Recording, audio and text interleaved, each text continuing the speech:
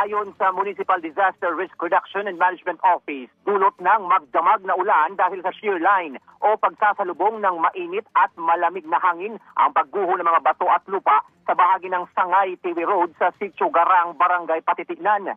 Sa ngayon, nadaraanan pa naman ng lahat ng uri ng sasakyan ng kalsada na papuntang Tiwi Albay, pero inaabisuhan ang mga motoristang mag-ingat dahil posibleng masundan ng rock slide kung magtutuloy-tuloy pa ang maulan na panahon. Sa Lupi, Camarines Sur, mahigpit din na minomonitor ng MDRRMO ang sitwasyon sa spillway na nagdurugtong sa mga barangay ng Poblasyon at Barrera Jr.